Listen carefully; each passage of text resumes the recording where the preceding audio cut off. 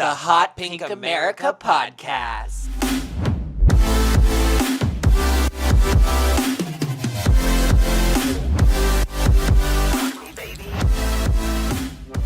Guys, I'm Dante Elizabeth James. And I'm Juicy Marie Kelly. And welcome to episode 7 of the Hot Pink America podcast. Episode 7, guys. We're here. Lucky 7. 6, 7. Yeah, 6, 7. 6, whatever that means. 7. 6, 7. 6, 7. Juicy, I'm so happy you're here with us this week. You missed out last week. We had Trixie Valentine on. Have you ever heard of her? No, actually. I mean, yes, but I've never met her. Oh, she's very unpleasant. Oh, yeah, after the podcast, she was demanding, like, what did she demand? I need a towel for my sweat. It's the sweat. It's cold in here. Where she's sweating. Wasn't cold last week. Yeah, you weren't. What are you talking about? You weren't even here. So let me tell you what my lived experience. Yes, please tell me your lived experience with Trixie Valentine. I mean, she was wonderful. She was wonderful when the camera's on. Oh. Completely different once the camera's off. I hear. Where's my soda? I didn't. Give me some peanuts. Oh. Yeah, she was just very. Yeah, I know. Oh. Well. Maybe next time you could meet her. Doesn't sound like I want to. No, you don't. Maybe you could smack some sense into her. No, why? I'm not. I'm a non-violent person. Said just nobody. With that mouth. Once that corporate jargon starts coming out, watch out. Watch out. Guys, don't forget, of course, we have to do our little plug here. Don't forget about our calendar, our Hot Pink America calendar, guys. We do this every year for the Trevor Project. And if you don't know what the Trevor Project is a national organization that provides suicide prevention and crisis intervention tools for our LGBTQ plus youths. So we've already donated $500, guys, to the Trevor Project. And real quick, just to dispel any rumors out there, we heard someone said, do you guys really give all that money to the Trevor Project? Yes. Yeah. What do you mean? That what you're supposed to do? Yeah. I don't know how anybody else runs charities or whatever, or raising money, but you post the receipts too. I do.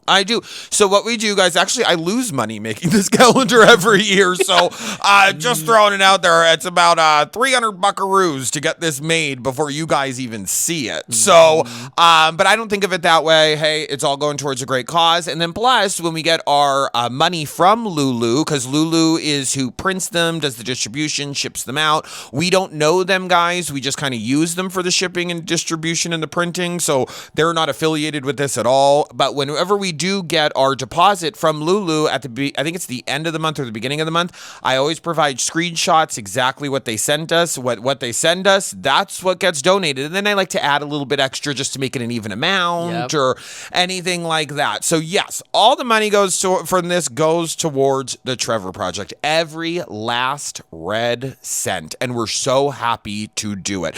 Do I take any of the money out to replenish what I spend making it? No. None of it, because it's all going towards a great cause. And to be honest with you, Juicy and I love the Trevor Project so much. It's so important to have those tools available to the LGBTQ plus youths. I mean, actually, when I was younger, this is kind of like a deep and kind of sad story, but when I was in about 7th grade, I actually wrote a suicide note and then gave it to my one friend. And if it wasn't for my teacher, Miss Kashuda, she was my science teacher. I loved her so much. If it wasn't for my friend giving that note to her, I don't know if I'd be here right now, because Miss Kashuda gave me tools and for therapy and set me up and was just so wonderful. And I believe around that time, the Trevor Project was just getting off the ground, but I wish I had something like the Trevor Project back when I was younger. So the fact that we can do this for our LGBTQ plus youth means the world to me. But yes, every last red cent that is made from this calendar goes to them because it is so important. Plus, they were defunded. They were? They were defunded, so they could use it more now than ever. So it's a charity that's close to Juicy and I's heart. We love that charity. Go check out the calendar. You guys won't be disappointed. I promise you guys. There are some funny pictures in here, and you could hang it in your kitchen. Or sell. Sure. Or your bathroom. Or dumpster. You can hang it wherever you want, guys, but it is available. Go check it out. We raised $1,000 last year. Let's see if we can get a little bit over that. I'm not going to put any pressure on anybody, but we've already donated this year $500. So we're pretty close, guys. I know. I am so excited. So excited. And our LGBTQ plus youth need it, guys. But yeah, just to dispel any rumors. And actually, my mom said that to me a couple weeks ago when we made the first donation. I was like, oh my God, Mom, we got $432. I said, but I'm going to put in extra and make it clear 500. And she goes, that's so great that you and Juicy do that and that you two don't just pocket that for yourselves. Yeah. I said, well, the thing is that there are people out there that would do that. Would do that. But our morals... Our morals would never allow. I would never be able to live with myself ever. Oh my God, never. We have a lot of integrity, like integrity, and then like the dignity in ourselves to be both respectful towards ourselves and what our word means. Yes. Our word means a lot to us. That we. Oh yeah. You know what I mean? But yeah, I always post receipts. I always show you guys. So if you don't see those videos, I don't know what to say or do. It's so weird. People are so... Hey, just because maybe you would do that. Yeah. That says more about you that you'd even think we'd do that, because is that something you would do? And it's funny that you say, because this isn't... For me, this is not my only... organization that I raise money for, and this is just one of them. So like for me, I always sit there and go, you must not follow the work we do. No, obviously not. This past weekend, there's I did a show, Month Slam on it wasn't a table. Bookshelf. Yeah, it's bookshelf. like a bookshelf counter. Yeah, I was like, that's nice and sturdy. Yeah, it was. I was like, felt that one. I'm pretty sure. And it was so funny because the video I got was the girls like looking up at me. I was like, that's going to be a fun video. And it was. She saw it. She was like, she got front row seats. It was so good. Juices everywhere. So good. But you did that for I did. a charity. For our charity, for Dig Furniture Bank, which is a local organization that provides free furniture to people in need. Like, and which was interesting. So many people need it, but unfortunately there was fires a few weeks ago that those people in our area got free new furniture and couches. They're lightly used. A lot of it is donations. They do grants, but there are certain things their organization, their grants don't pay for. So that was what the fundraiser, and we raised $1,000. That's awesome. That's wonderful. So, that's yeah, wonderful. I just think it's wild. Oh, like, it's so weird. That's it's what we so do. odd. Well, I think it's funny that everybody like always tells creators, "Oh, do something with your platform. Do something with your platform." And then when you do try to do something with your platform, I mean, don't get me wrong, guys. I know a lot of people out there think I'm more famous than what I am, but I mean, I am pretty famous. But walking with you. But I try to do what I can, but then it seems like even when you do that, there's still a problem. Still, I mean, it's not my fault. Y'all make the worst people in the world famous. I don't know what is up with that, but y'all really pick some winners. I don't get it. I don't get it, because there are some wonderful creators out there, like even me and you, that try to use our platform for good, raise money, even though we're not 100,000-aires or millionaires or anything. We still try to do something good. So, well, also people equate like visibility to wealth also, and I think that's a weird parallel. I understand the parallel where it comes from. It's celebrity status, it's popularity, it's being well known, but also like that's also not true. Just because yesterday someone for the first time on my account asked me, "Do you work?" And I know you've gotten that question. Oh, I hate that question. Yeah. But this is the first time when I got it. I immediately, like, my response, I didn't respond in a defensive way. I waited, because when I first read that sentence, I was just like, you got to be kidding me. Well, I also love how they put, like, I follow you. Oh, well, if you follow Juicy, you would know all they do. And you know what the thing is I don't even hate that question, because I'm like, offended by it or anything. I'm a content creator. I will tell you I'm a content creator. Hey, if you think being a content creator is easy or it's not a job, you do it. But anyway, it's because I think it's such like a a way for people to gauge you. Yeah. You know what I mean? Like the last thing I ask, no offense to anybody out there, and I don't really care. I might get some hate for this, but I don't really care. The last thing I ask people when I first meet them is, what do you do for work? Because people are so much more than their jobs. Like it's so, I'd rather get to know you, and maybe you don't want to talk about your job. You know, when I meet someone, like let's say I'm meeting like Tina, like, hey Tina, you know, blah, blah, blah. Like, are you from here? You know, blah, blah, blah. Like those kind of questions, not like, what do you do for work? I think it's just such a boring question. Who cares? You know, that's not them right here. I don't know. No, I agree. I prefer to ask them a little bit about their family. I hate actually getting to know about their family because some people have bad relationships. But one of the best questions I learned to ask is, what are you working on? It could be what do you like to do? Yeah. I like to ask that too. Like, what do you like to do? Doesn't have to be. It could be whatever you want to bring up. But at least if you are deciding to talk about work, you can talk about work. But other than that, yeah. Oh, I got that same question last week. I don't know if it was from the same person, but they're like, do you have a job? Yeah. Yeah, you're looking at it, babe. I don't You're know. looking at it. I'm one of the. Hey, this personality. You think I work at a brick and mortar somewhere? No, baby. I shine in the light. Okay.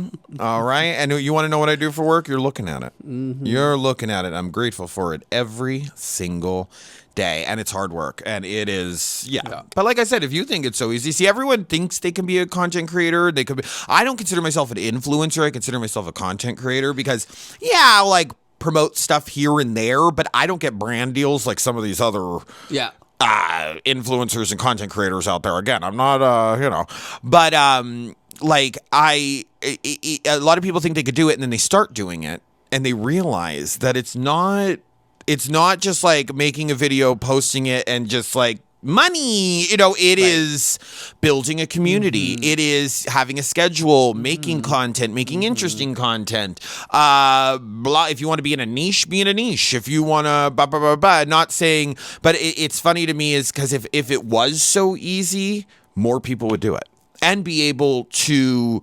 like provide for themselves from it. Like actually when we were at Amber's show in Philly, and she was very nice. The two people we met, the guy and the girl, I forget their names. Oh yes, before we went in. Yes, and she was like, "Do you really?" Amanda and Joe. Sure. I think. But she was like, "Oh, you're a content creator." She goes, "Do you make money from that? Like enough to like, support yourself?" And I was like, "Well, yeah." That's a valid question. Yeah, I do. Like I'm very comfortable, but I'm not like some of these other ones out here, like buying houses and luxury cars and all this stuff, like Michaela or Brittany Broski or any of them. Like I love when we started the podcast, someone was like, "Are you gonna have guests on like Khloe Kardashian?" No, but not because we could. No, we're not. Who do y'all think I am? Like, I can't even get Trixie Mattel to text me back. You got Trixie Valentine on the show. That was a good guest. Yeah, that was an easy booking. She was free. She was. It was a threat. No. But it's just so interesting. It's just so interesting to me when people ask that. Like, do you have a job? Do you go get a real job? Blah, blah, I think for me, because I know. It all, for me at least, stems from like a little bit of jealousy, a little bit of, 100%. Hey, I'm very lucky and grateful that I could wake up and work from home. I could film my videos, the podcast. I could do it all from home. And I'm very lucky about that. I'm very, especially where we live with the snow. I mean, and the weather and stuff. It's nice that like, I don't have to worry, how am I going to get to work tomorrow? Right. Literally, I could wake up and do it here. I think for me, knowing I do so much, you do. That's why I sit here and go, it's unbelievable. Like it's definitely a face crack moment. And then I'm just like, what do you mean? And then I actually had people, I made the response video before actually we started today, and a few people responded back like, even Dante talks about you of how much you, and there, because someone goes, because you do, it's unbelievable. Yeah, like you guys have no, like honestly, like no, and I'm being serious. I'm not even saying it to like blow smoke up your ass, but like Juicy, like when I tell you guys, Juicy sometimes in one day will drive 4 hours to one place, do a speaking engagement, drive 4 hours to the next place, do a speaking engagement, and then drive 4 hours home or 8 hour, however long, home to like, and they do it all. It's your drive is just, I mean, you're a Capricorn, but your drive is just unbelievable. unbelievable. Like I've just never seen anything not like it. Like I mean, like even I have like maybe in my own family, like a lot of my family members were hard workers, but like you are wow. Like it's just anytime I talk to you, it's like, oh, I got this speaking engagement, or I'm going here, or I have to teach this, or oh, I mean, even sometimes we'll sit here after the podcast and I'll look at Juicy and I'll go, so what's your schedule for the week? Yeah. Like, when am I going to see you? So, like, when can we plan something? Oh, well, I'm free. I'm not free tomorrow, but I'm free Wednesday. I have something at 3, but I could come over after. Or we could hang out this day or that day. But we're always checking schedules and all of that, you know. But I love when you answer them and then you don't answer them in a way that's like petting them. Like, oh, this is what I do and blah, blah. And they're like, it was just a question. And I'm like, and it was just an answer. Yeah, you got just because you didn't get the answer in the way you thought you were going to get it doesn't mean I didn't answer it.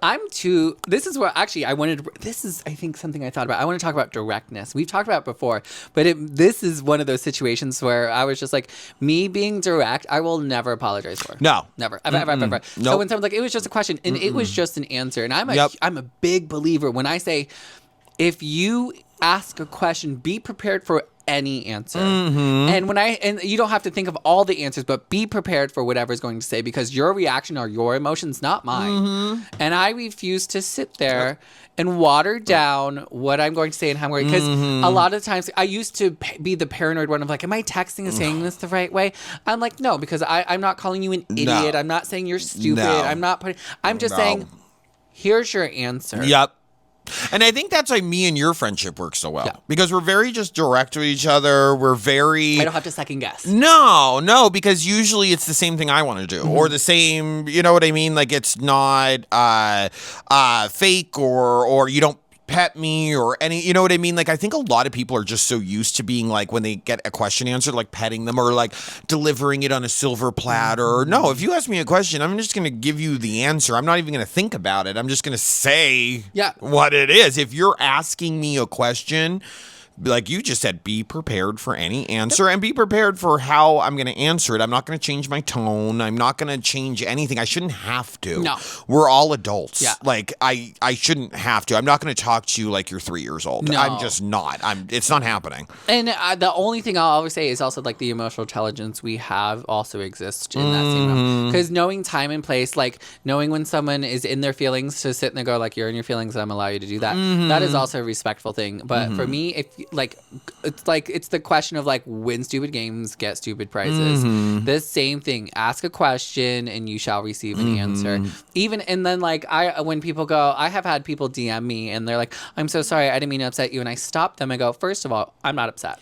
Did you want me to be? Yeah, I was like, I'm not upset. I'm not offended. And then secondly, like, I appreciate you reaching out to me, but I don't know what else I can give to you other than validating, like, I'm good, you're good. Like, unless you say something off the cusp that I'm like, you're blocked then. Then you'll know. Yeah. Because then I'm like, my energy...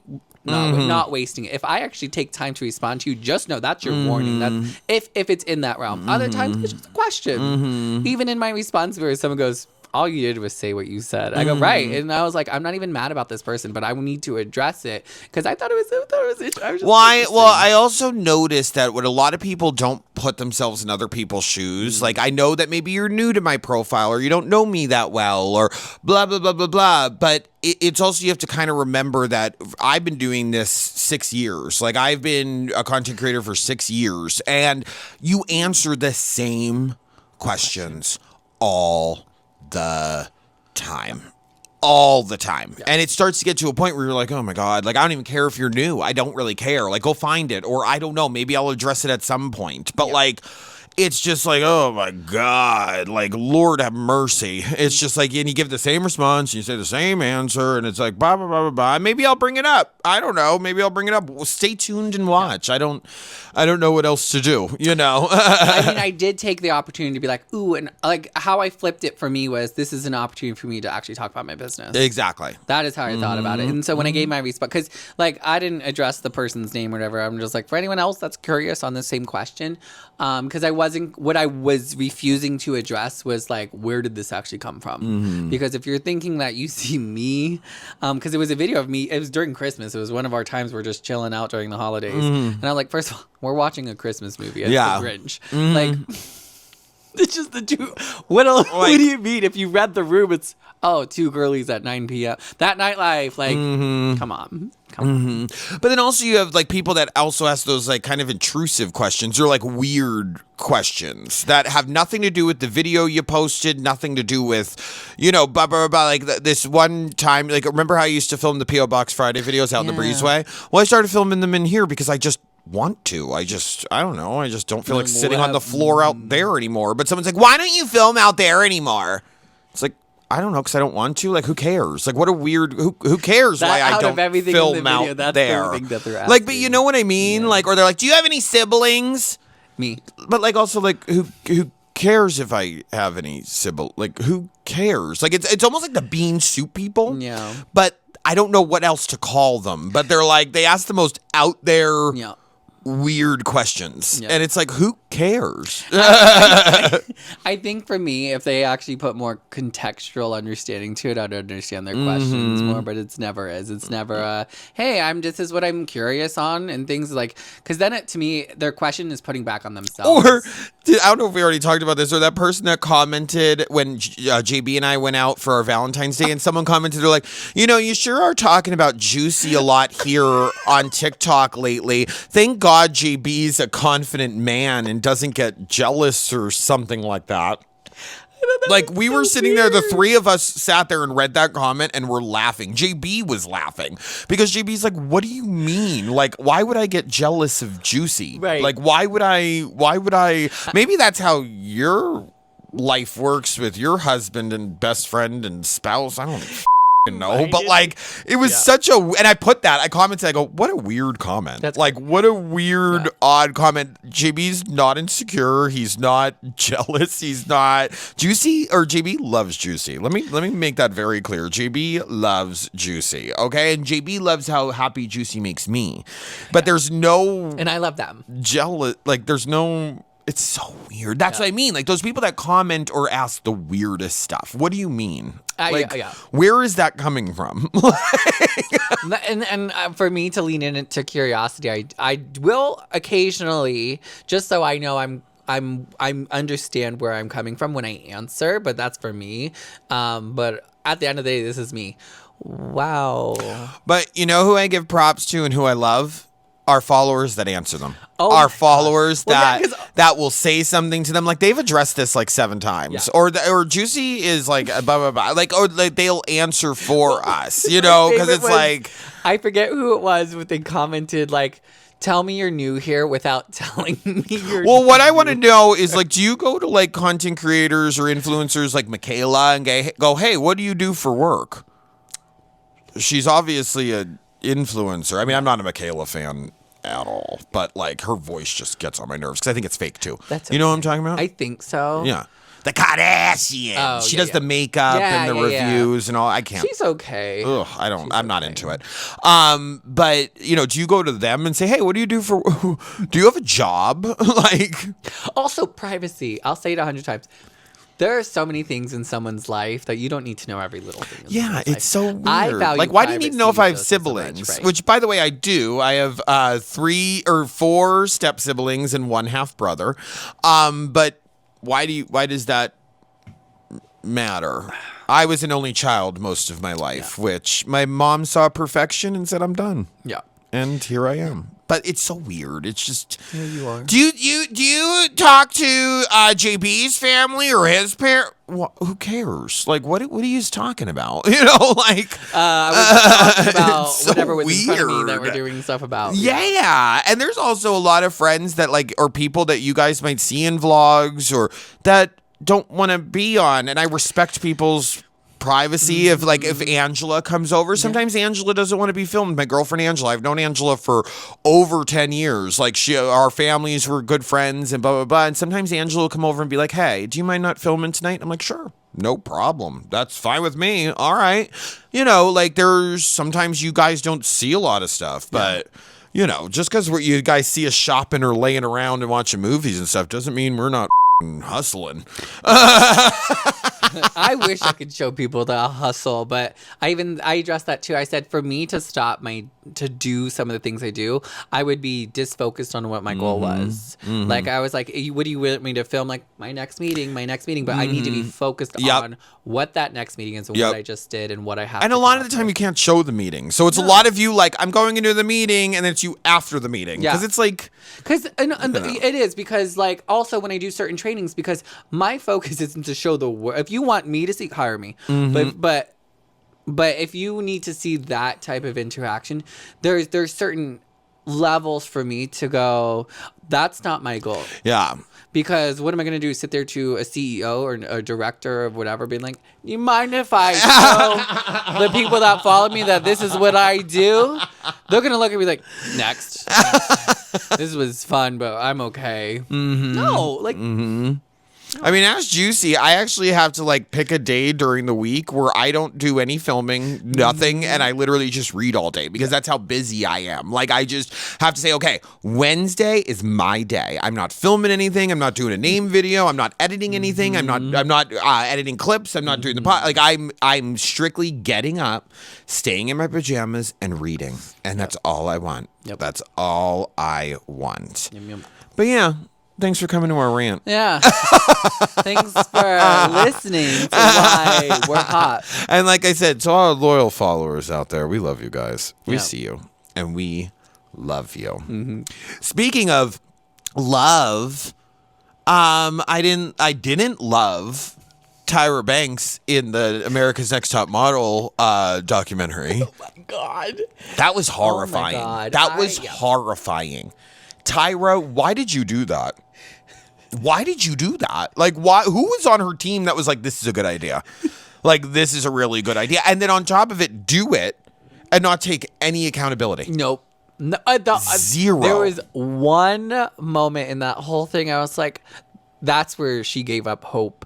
And it was cycle one of whoever she sent flowers to. That was the only gesture but it wasn't accountability. It was just like, oh, she did one nice thing to be like, oh, you didn't win. There's your flowers and stuff. But then that was it. Yeah. Anything after that, I was just like, oh. So the first 10 minutes in, there's that one nice moment. And I was like, tell me that you only... Oh, no, it was the first episode. Yeah. You're like, I hope this like picks up. I was like, well, this is what they usually do, Juicy. They'll do all the good stuff in the first episode, and then the second episode is when they do all the bad stuff. Yeah. Like, although it was like good thing, because it wasn't many good things to come. well, even the way she treated Nigel and the Jays and all of that. Like, what do you mean? And then that one clip where the one model like drank too much and they filmed her getting that was first of all. But then she was like, "Oh, I don't know anything about that. I'm not on production. I'm not." First of all, wait. Stop. First of all. Stop. It's called America's Next Top Model, and you're the face of it. You're it was her idea. You're Tyra Banks. It's your idea. You're the face of it. You're all that, and you had no idea that happened, that was going on. And then another clip resurfaced of her where she had that same girl on her talk show. And said, I was in the editing room, I was this, I was that. And then made her watch it, rewatch it. And I'm just like, stop it. You knew what you were doing. I refuse to believe. But my biggest thing was, and she said it a few times, was we all have a learning experience. Thank you all for always calling me out, because we all just know what we don't know type of answer. And I'm just sitting here like, actually, that would be false. Well, I can't believe if you took an ounce of critical thinking. that even when Miss J had their stroke, that she didn't visit them, even send them flowers. Like, your show wouldn't have been anything without the three of them. And you know, like, she knows that. Like, you know, because again, even in the first episode, I believe, not Miss J. The other one's name is Jay Alexander. Miss J and Jay. Okay. Jay, the creative director, like, he wasn't even supposed to really be a part of it. He was just like kind of there and blah, blah, blah. But people loved him so much that they kept him on. Like, it wouldn't have been anything without those people. And then for you just to dump them like that and not even, and then they're like, do you have anything you want to say to Jay? And she's like, I have his number. Oh yeah, with the fact that, and then she was just like, I have anything I want to say right now, because you don't want to actually say anything. Like, then, to me, that was an answer of like, I'm actually not saying anything, but I can't tell you all that because it'll make me look bad. We know you ain't calling him. Tyra has always had a reputation of being a weird girl, though. She's always had that reputation. I forget if it was Kathy Griffin or who it was, but they said the one time they were on the Tyra Banks show, and it was the weirdest experience. Or maybe it wasn't a celebrity. Maybe it was someone in general who was on Tyra Banks' show that made like a TikTok video, but they were like, it was the weirdest experience. Like, I went on the show, and in between like breaks, Tyra would just sit there like this. And, like, not talk to me, not interact with me, like, nothing. And maybe it was someone famous because I think they said, like, oh, between commercial breaks, they sit there and they're like, they, like, are talking or something like that. She said, nope. She said she just sat there, like, and stared straight ahead while people were fixing her hair and makeup and didn't say a word or anything. No. But I've always heard she's a little... She moves weird. Yeah. Yeah, but I just found it wild. No, like, I mean, the fat suit and the homeless cosplaying... That's enough to... and the racial, to change the races. Oh, my... And they did it twice? Not once, but twice? I'm just sitting here like, what do you mean? What do you mean? Stop And then Jay was like, I remember him being like, not only did we do it once, but we did it twice. And I was like... I mean, I will say, the only thing I wish the three of them did was... hold accountability to their complacency, because while they said it was a bad idea, and they did. Yeah. The guys did. Like they Jay and Nigel. They did acknowledge, like, I was complacent in doing this because they were like, you know what, back in the times, because you do have to remember it was the early 2000s, so definitely a different time, and we've grown so much in that way. But I still am just like, no one thought this was because the civil rights movement was before then too, and I only bring that up because with the racial ones, I'm like, who thought this was a good idea? Well, even I think being back and for how like young we were when it came out and watching it, I don't think like, because I was in high school when it came out, and I don't think I was old enough to realize what was happening. Same. Now that I'm older, not that much older, but. Now that I'm older, I could see like, this is bad. The only thing we all just thought it was a modeling. You know what I mean? Like, well, the only thing I thought back then, the only one that was like a red flag for me even then, was the gap tooth thing. Like, that was the only thing. I didn't care how old I was. I immediately was like, what do you mean? Like, I always had an internal thing of like, why are we forcing someone to change their body like that? I'm sorry, I disagree with that. Even back then, that was the only one I was like, because all the other ones, you're right. I sat there, I was young, like, I don't really they considered it like a model makeover, and it's like I think a lot of them you just did it for the shock value. Like, I don't think any of them, some of them looked better, but some of them I think you just fucked up. Like, you just ruined, like, ruined them, but one season they're like, let's shorten your gap, fix it, and then the next one, let's give you a bigger gap. Yeah, the very next season, like, I'm sitting, and I remember watching the season where they made her gap bigger and going, what? This is permanent, girl. You ain't coming back. And if you are, it isn't going to be like in a way that you naturally had. Exactly. And I just like, I remember sitting there going, I don't know if I actually like this show. That's what did it for me. I still watched a few seasons. I forgot when I stopped, but seeing some of the things, I'm just sitting there like, the things that always made me cringe was like, there's no, like, you could see that these were hard lines that they had to do. And in the back of my mind, I remember as a kid or a young individual going, nobody's saying no. Like, what do you mean nobody's saying no? Not every idea is a good idea, Tyra. Yeah. Not every because I'm just sitting there like, see, this is why I could. You know what? I think she's surrounded by yes people. She has to be because well, she's a yes person. What? Oh, she is? I mean, what does that mean? Like, for me, I was like, when would Tyra say no if it's about her? Because that's what that showed me. True. And I'm sorry. And I might get a little bit of hate for this too, but you're never going to convince me that being a model is like this. Most of them don't even do modeling now. I mean, but when Tyra was like, I wanted to come out with a show to show what it was like to be a model and how hard it is and how this and how that, and I'm like, I don't. It's hard because I'm sorry. Of the you guys can tell yourselves that all you want.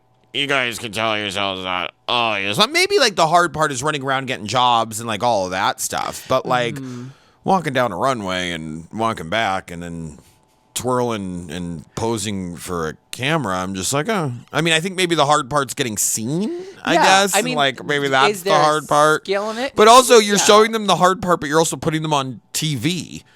So you're kind of skipping that whole hard part of having to like go to go the work sees that it takes. and run around. And yeah, they had those little segments where they like have them run around to like show like go sees and stuff like that. But like, well, that's why I like Miss J, because Miss J was like, I showed people how to walk. But I was like, where was that? Because we lost that halfway like through one of the seasons. Like I think they showed it once on one season and that was it. I was like, what do you mean? or another thing that I found like crazy, like that Tyra's done in the past, is like when she had Naomi Campbell on and didn't have anyone in the audience, so no one could clap for her. Oh my God. I remembered that. Tyra, you'll never be Naomi. No. Never. I guess that's why maybe she moved to Australia. I think people got sick of her. Oh yeah, when she said she moved out, I was surprised. I didn't know that's where she moved. Yeah, she moved to Australia and opened up an ice cream shop called Smy's Ice Cream. I guess they must not watch every cycle then. They probably only seen the Australian version of America's Next Top Model. But that was wild. That was wild to like, watch. Honestly, the only thing I liked about that documentary was I did like hearing the different models' perspectives. I liked hearing where they are now, and some of them look great now. Yes, I was like, yes. Actually, I think they all look great now. Yes. But hearing and where they are now, but and I really like that some of them got that voice out, that clarification. I wish we heard more. Yes. But I really am that the two J's and Nigel, I'm glad the three of them got sort of their flowers. Yes. Like you know what? Like, because they took accountability. They sat there and you're like, you know what? We could admit now, like, this was a bad idea. And, like, I think even Nigel admitted, like, as a photographer, like, he explained his point of view of, like, I'm just there to take the photos. Yes. And he acknowledged, like, this is exactly what I got paid to do and the hardship from it. So, I'm also, like, the three of them sort of also... I think it was a good thing that they all got fired because they showed like we did bigger and better, and it actually kind of makes me think about when like you need to know when your time is. And do I think their time was when they got fired? No, I think it was before that. Well, now I heard a rumor that she's coming out with season 25 of it, and everyone's like, Tyra, don't. Girl. What are you doing? Like, stop. Stop. Let me ask you a real question. What will that Does be she have about? anything? Did she get anything besides the host of one of the... Like, what is that even going to be about, though? Like, now everyone knows, well, okay, they're not going to want makeovers. They're not going to want to do, like... Or even that one girl said, like, oh, I lost my mom, like, a week ago or something like that, and then they had us posing in caskets. Yes. And she goes, I knew they wanted the reaction out of me, and I wasn't giving it to them. I was not... Or no, it was like... violence. It was... like a crime scene photo shoot, and her mom, like, got unalived by a pew-pew, and she was like had a pose, and like there was blood splatter in the back, and she's like, I knew they wanted, and see, I love people like that that are like, I know what's going on here, and I'm not going to give it to you. And I think she won that. She won that one, didn't she? Or got top in it. And I love people like that too, because it shows that she's like, nah, I'm stronger than well, this. and I think a lot of the times that's why they did some of the makeovers they did was to get the reaction out of them. You know, shaving their heads and making their hair black to blonde, and you know, I think it was just to get that. It wasn't to make them look any better. It was to get that reaction out of them. It's TV. They wanted the negative. They wanted the drama, and honestly, that speaks to like reality TV, because they even said it after how many new reality TV shows and stuff there are, and like what they went off this up. Well, even when they feed like people on TV shows alcohol.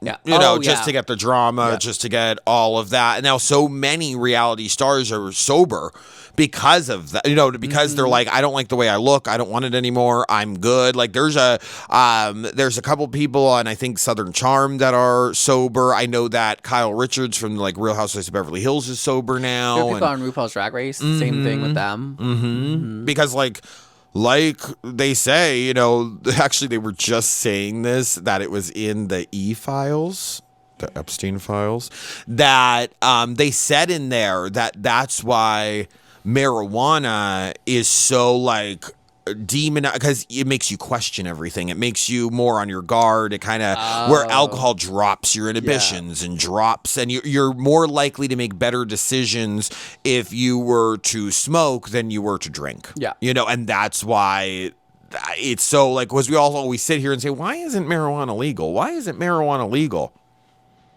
Well, look at big alcohol. They want you drunk, numb, and effed up. And And guess the what? thing is, they're going down. It's the numbers are dropping. Oh yeah, and I'm proud of people like that thank that are like, oh, I'm good on that. I'm good on that. I need a, and I we'll talk about this in the next episode because I'm going to be celebrating 5 years next week of sobriety from alcohol. But like one of the things like you realize when you're out of it is how crazy it is. Like just how we're brainwashed and it's fed to us and all of that stuff, and it's just so crazy, especially when you're on the other side of it. You're like, why is that even legal? Yeah. Like how is alcohol even legal? But it's insane. It's so crazy. But speaking of, real quick, of another documentary I watched, and I want to bring this up to you because I'm very curious about Did I this. watch it?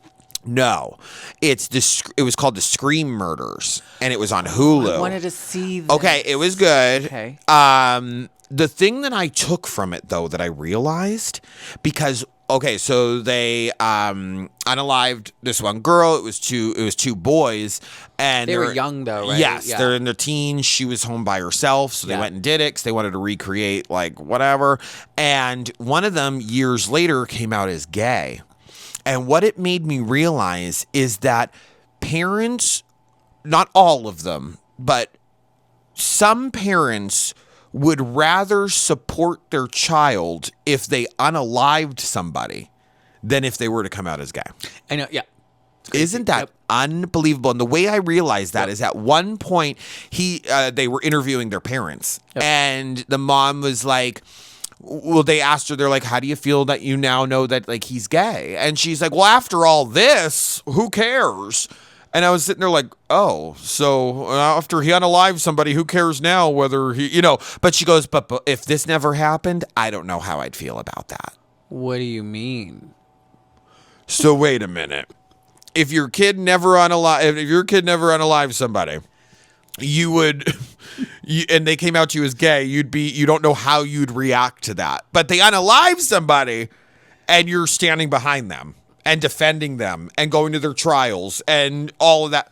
So explain how that logic works. That's crazy. But Yep. it's insane. What do you mean? Like, what do you mean? Well, after all this. Oh, okay.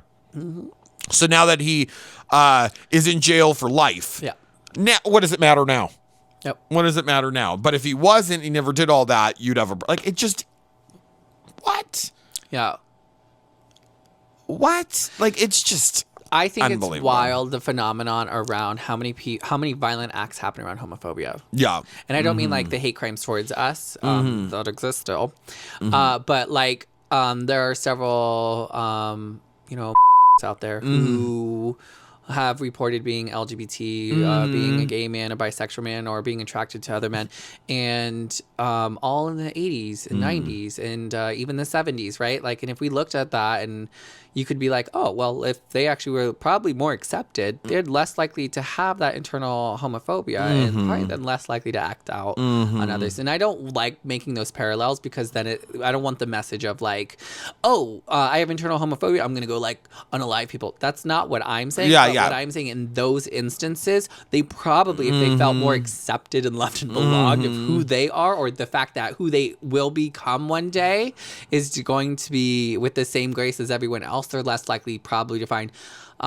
do harm but have more self-love. Yes, 100%. 100. Well, I think the biggest thing is that we have to stop teaching men, especially straight men, whatever kind of men in general, that you have to be a certain way to be a man. Yeah. Like, I just think that's crazy ridiculous. Like it messes them up. That's the problem. Is it messes them up. Like, I watched this TikTok the other day, and this guy, it's going around now, and people are like stitching it and stuff. And this guy was like, "Who told us that if you go to the gym and work out that it would attract more women? Because all I'm getting is men." And it's like, men. Yeah.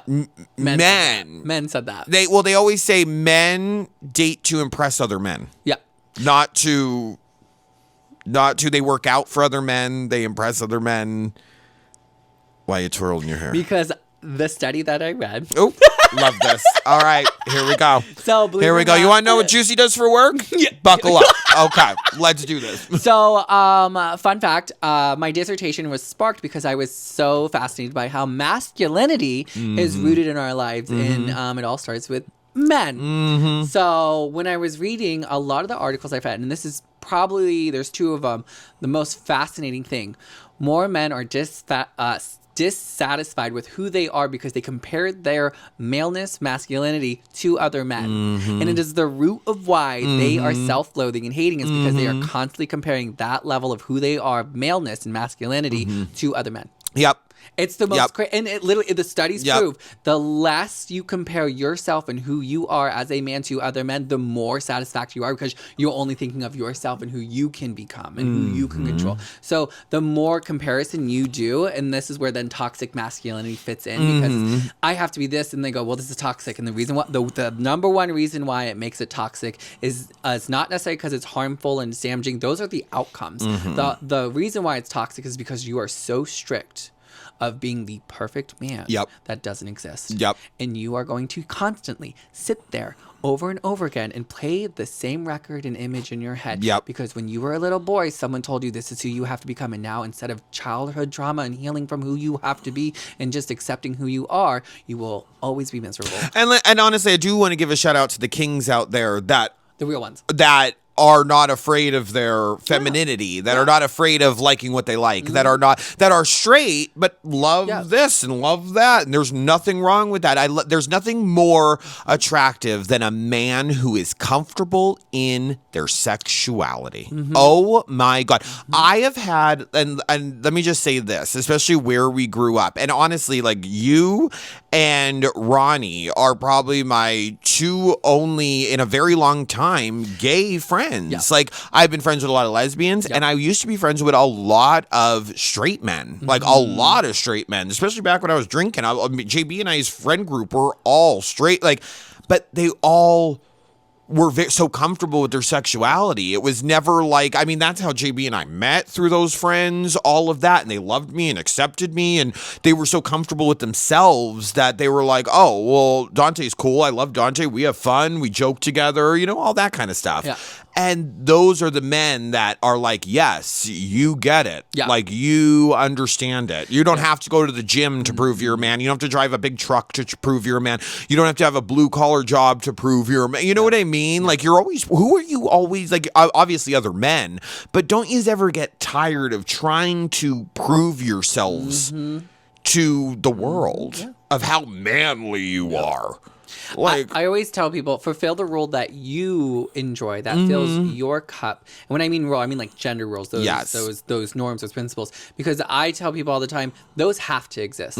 They have to. In any relationship or anything, if you are filling a cup of a role, you will find one that fits you. And a lot of times I tell that, like that fatherhood, for example. Fatherhood is a great example of what that role looks like. But don't ever compare then yourself of what your fatherhood should be to then compare to someone else. But I'm also going to tell people you need to know what healthy roles look like and how enduring it looks like. Because earlier today we talked about dignity and respect and integrity. Those are things that go into those roles. Yes. Because a lot of people don't have integrity. Well, even to throw this in there, like with that guy saying, well, who told us that working out would attract more? Well, it's more than what everyone doesn't understand is it's more than looks. Like, you can go work it out at the gym and get bulked up or have your neck popping out and all this other stuff. But if you're a person, you're a I mean, there's no way around that. Well, no, I'm just saying. Wrong. Well, no, there is a way around it. You can work on yourself. But what I'm saying though is like, it's more than appearance. It's more than, so what you think a girl should just be attracted to because you go to the gym and you have six packs and these big muscles. Well, what about you? As a person, who are you? Like, you can even, and that's one thing I always bring up, and it's so true, is that you could be the most attractive person in the world. And if the moment I either get to know your personality or anything like that, that could go away in 3 seconds. And I always bring up this one girl in high school. This one girl in high school was so gorgeous, like gorgeous. And I wanted to be her friend and I thought she was really cool. And then here I ended up making friends with some of her friends and I finally got to meet her and hang out with her. The personality I've ever seen, and it made her so ugly to me. Yep. The moment I was like, oh, Yep. so you're pretty on the outside, but inside, woof. And that's how I think a lot of these guys that go to the gym are. They're so boring and so all this, so they think like having all these muscles will like attract women. Or why don't you just be yourself and go out into the world and put yourself out there? Yeah, You could do that too. The phenomenon of body image and embodying body image is what it is, and because they want to, they think the more muscular you are, the more embodied they will be. Yes. Of who this image is. Yes. And when the phenomenon is okay, so if you had like a circle with like each point's different and like you're the center, so then you see how you expand in different directions. If you're only focused on that one, what's filling these others? What's expanding these others? What's thinking your critical thinking level, your hobbies, your genuine personality, your emotional understanding, your mentality, like all of that also has to go in there. And so it makes me just think like when I saw that clip too, is like, who said that? I was like, well, one, men said that. Yeah. Because I'd never heard a woman that says, well, if you worked out more. Yeah. It's always a guy that's saying, if you Well, and worked it's out usually, more. and I do have to throw this in there. Usually, it's the pick-me women that are like, I love his car. I love cars. I love men that drive good cars, or I love jacked men. Okay, so is that all you're looking for though? Is that they drive like a souped-up car, or that you don't care about like their personality, what they're like, nothing like that. Like you don't care. And also, real quick, straight men. I just got to tell you, a lot of the stuff y'all do that you think is masculine is actually pretty gay. Like, I'm sorry, it is. Football's gay, sports are gay, men rolling around with each other, touching like, it's all so gay. Like, did you see that video, that police cam video of the frat? When they go down, when they went into the basement of the fraternity and all the guys were standing there in their underwear blindfolded? Yeah. And I remember seeing that. That is the gayest I've ever seen in my whole entire life. What do y'all mean? Y'all are in the basement of this frat house in your underwear, blindfolded in the dark, so that y'all could become a part of this frat. That is so gay. Like gay. Like so. The moment I saw it, I was like, "What's going on here?" I thought I was watching like a bad or something, but I was like, I was like, this is a frat. Oh, y'all like to be in your underwear and do weird things. Like, it's all so, like, first of all, just frat life in general, or the Greek system is just weird all in itself. But you don't realize that from us on the outside, watching some of y'all do some stuff, we're like, that's pretty gay. Yeah. Wrestling? Yep. Gay. Yeah.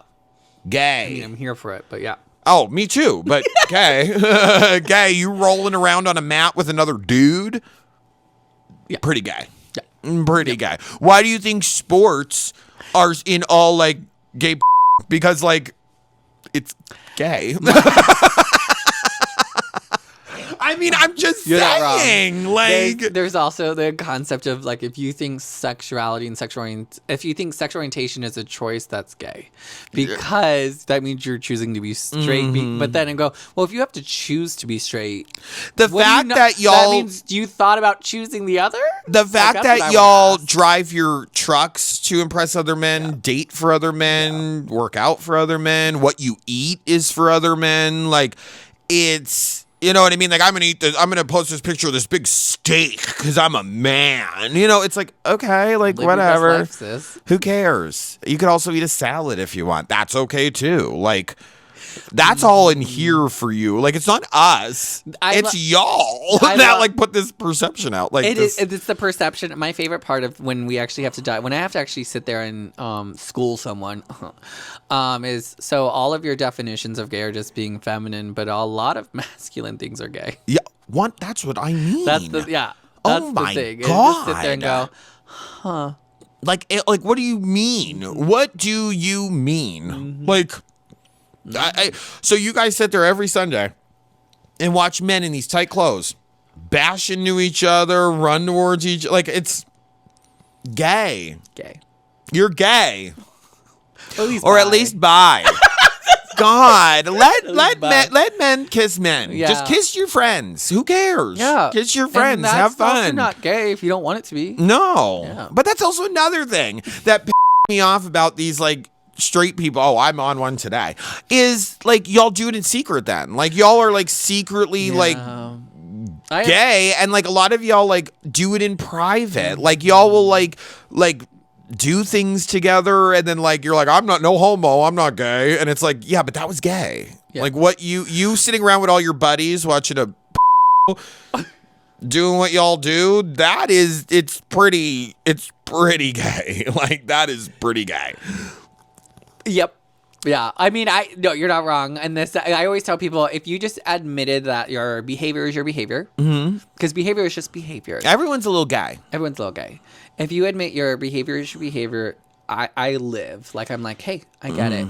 But it's the minute that there's that identifying piece, like, you know, because I always tell people all the time, there are people who are straight, heterosexual, who do gay and other things. And yeah. And I tell people, and I go, if someone asked me this question, I go, do you think this person's gay because they do this? I go, no. Why? Because they're collecting coin. They have the opportunity. I was like, if we want to talk about anatomy in this, like they have arousal systems that are theirs. But that there is also, does that arousal system mean sexually attractive? No, and I'm not, and I can easily debunk all that for you. So at the end of the day, those are the people, going back to the men of like just comfortable with who they are. That guy is comfortable with who they are. And just because they do something doesn't mean they're gay. Like even when I was watching that Scream documentary, I was sitting there thinking, like, because it was 3 episodes long, and I think he came out and like told us that he was gay in like the ending of the second or the beginning of the third or something like that. And I was sitting there going, I bet either they're gay together or one of them's gay. Yeah. And the one that I was like thinking, I was like, he's probably, it's nothing that he did. It's nothing that I had a feeling. Yeah. I was like, you're okay. Yeah. All right. These just don't do this to do this. You're doing this for like we were talking about, full circle moment. He was internalizing. Yep. And unalived somebody. He also, if it's the case, he could have been trying to show off for that other person for his own attraction. Like I said, there's a lot of, it's a slippery slope, but there's a lot of to unpack there and like to have real conversations about. So if you're listening, just listen. Well, I also think even for some women out there, I mean, I'm not going to speak for them or anything, but I've been friends with enough women and girls and all of that throughout my life that I know for a fact that a lot of women out there find nothing sexier than a man that's comfortable with his sexuality. That like loves your gay friends, loves going to gay clubs, but they're like, hey, gay people are fun. They're my friends. I love them. I support them. Like nothing's more sexier than that. I actually, this is the only time I actually question women is when they date someone who's homophobic and outwardly. 100%. But then they're okay with it. And I sit there and go, hold up. Oh, 100%. I have a lot of questions here. Oh, 100%. First of all, he's gay. Second, girl, you in danger, girl. Yeah. Because if he doesn't like your gay friends and he's homophobic, he's probably gay. He's probably check to see how gay. long it takes them to get home once in a while. But it is wild. Yeah. Wild. I mean, it is just crazy. And then that's what I thought about that. I was just like, wow.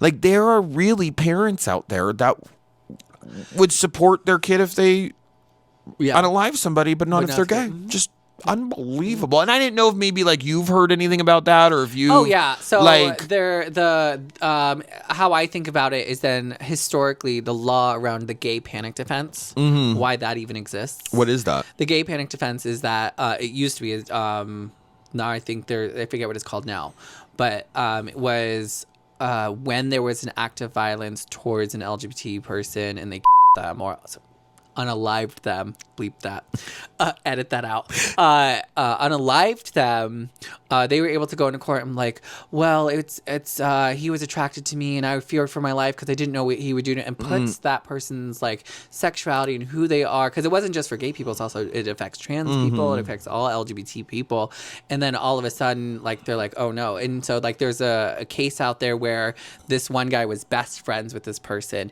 and they were on it was like this dating show or whatever, and like the guy came out to him, I was like, I find you really attractive and stuff, and on this show the guy was like got very quiet and like, you know, bothered by it and felt embarrassed by it. Wait a minute. Yeah. And then later goes back and him. Yeah. What was that? Didn't we just watch something? Yeah, we watched a clip. We watched a clip for it. But didn't we watch something on TV about that? Didn't we watch a documentary or something like that? I think so. Because it sounds so familiar. Yeah, it's a very famous case. Yeah. And so, but his defense, a gay panic defense, right? And so, but I question because we're over here like, oh, it's okay because gay was involved. It's not, and I'm just like, what do you mean? They just unaligned someone, but you're worried about that? Crazy. But you could see, like, historically, that's how I take it. And so psychologically, I'd have to look into, actually, no, even psychologics aren't there because homosexuality was in the DSM. There, even in 2013, there's like gender dysphoria, which has its own problematic definition to it now that still holds true back to when homosexuality was in there. There's like, the way mental illness around homosexuality is in there is where people are getting it from. Yes. But then they go one of two routes. They go the faith route, the religious route, which is...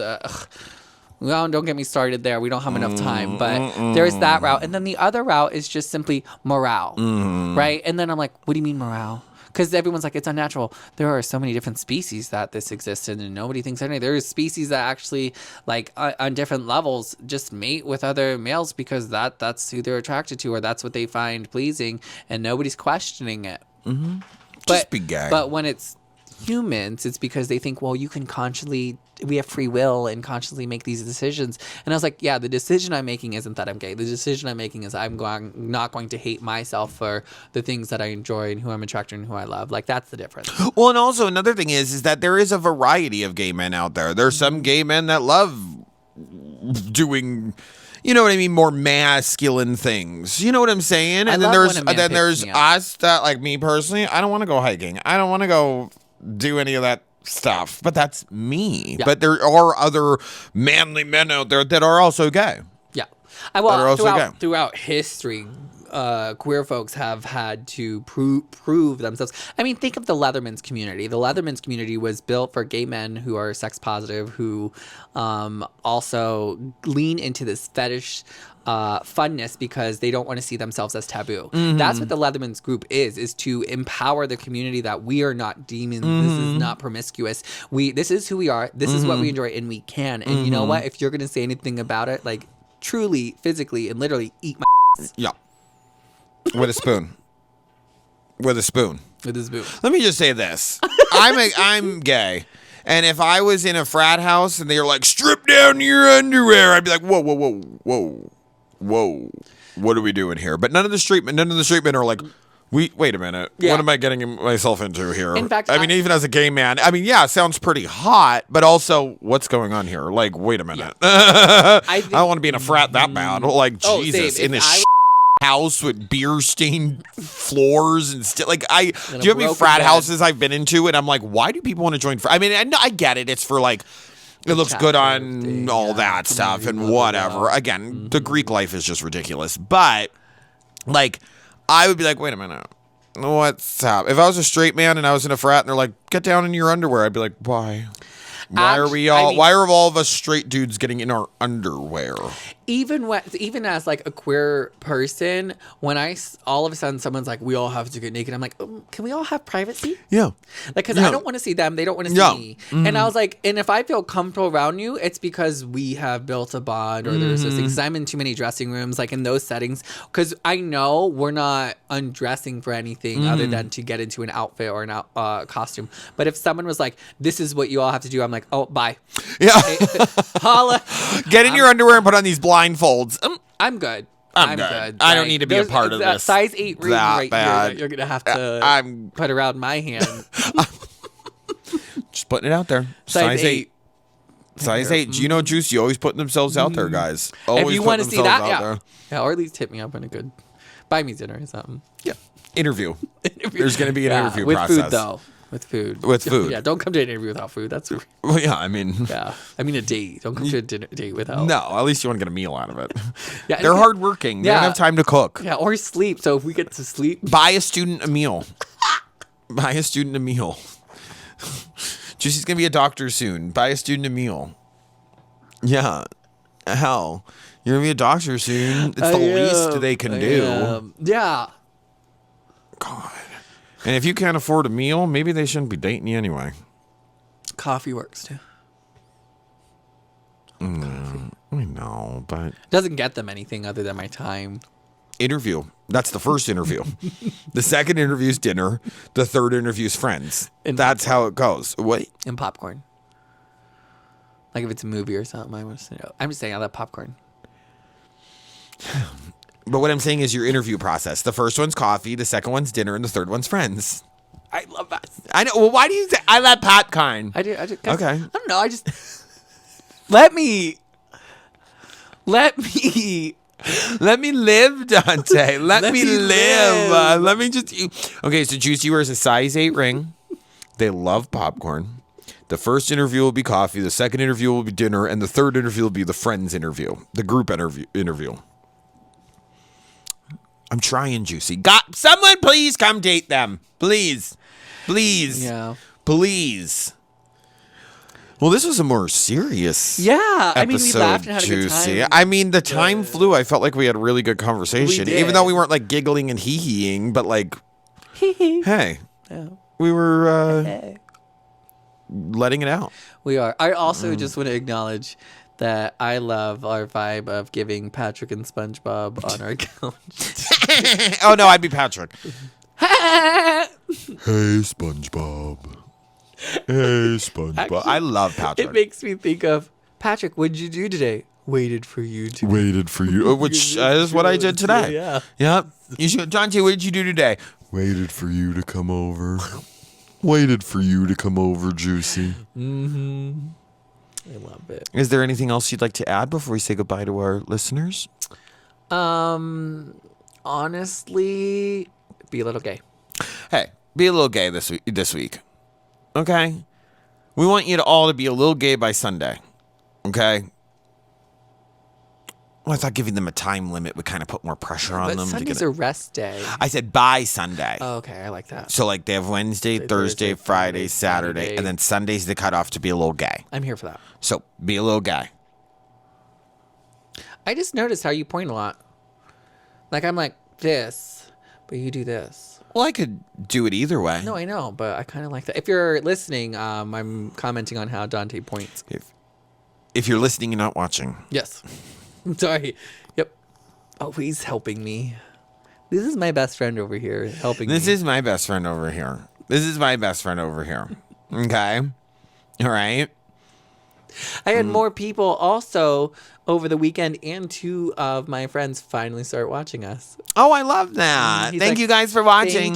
Thank you for watching. But he goes, I'm so sorry. I know this came out back when it was around your birthday, and I just haven't gotten around to watch, but I'm watching all 6 episodes now. I go, 7th one comes out this week. Well, no, honestly, I've been watching people like get caught up. Yeah. Like they've been watching like each episode and like getting caught up. And then how about when Asia came to your house on Saturday and she goes, "Where's the bookshelf?" Oh, and Juicy's yeah. like, what bookshelf? And Asia's like, the bookshelf in the podcast. And Juicy's like, that's at Dante's house. Yeah, we don't film at my house. Yeah. Oh, Asia. And when did you paint your walls blue? Oh, yeah. I got them white walls. Okay, Asia. We love her. Justin. Okay. So many Another Justin. one. Yep. Another one. Yep. Oh. Yep. So, thank you all. Is this new? Yep. It is a little treat to myself Oh, I love for my 5 years of that. sobriety. I'll let you know what it says when we're done with that. Yeah. Oh, actually, it says shine in the light. And there's a crown to remind myself I'm always a queen. And don't y'all at home forget it. Yeah, I need my glasses. Talk to me nice. I love that girl Unless on you're TikTok. me. She's like, talk to me nice. I love that girl. Unless you're me. Yeah, then Juicy could talk to me however they want. And JB's only allowed to not talk to me nice in the bedroom. I talk nice to Dante all the time, though. Yeah. Yeah. But anyway, guys, thank you so much for joining us for episode 7 of the Hot Pink America podcast. Don't forget about our calendar, guys. The link is somewhere on our profiles and in our link trees. Thank you for joining us for episode 7. Please don't forget to like, subscribe, leave us a comment, guys. We love reading your comments because some of y'all are so funny. Just don't ask us any stupid questions. Also, don't forget to share and like and comment on our clips that we've been posting on our social medias. Those have been a lot of fun to make, and I know that a lot of y'all have been enjoying them and everything and sharing them. But please keep liking liking, reposting, sharing them, all of that good stuff. Do you see anything else you'd like to add? I love when some of you give us fun topics to talk about. So if you have those ideas too, please. But Let us know. not ones we've already covered. Like, get us some new ones. Get us some new material. You know what? Don't tell us anything at all. You know what? Don't even comment. Yeah, actually, you know what? I'll take that back. I'm so stupid. But anyway, guys, we love you. We hope that y'all have a positive rest of your week. Don't forget, your positive rest of your week is up to you. Keep that chin up, babe, in every room you walk into. And hold on to hope for a better tomorrow and stay juicy. love you guys. Bye.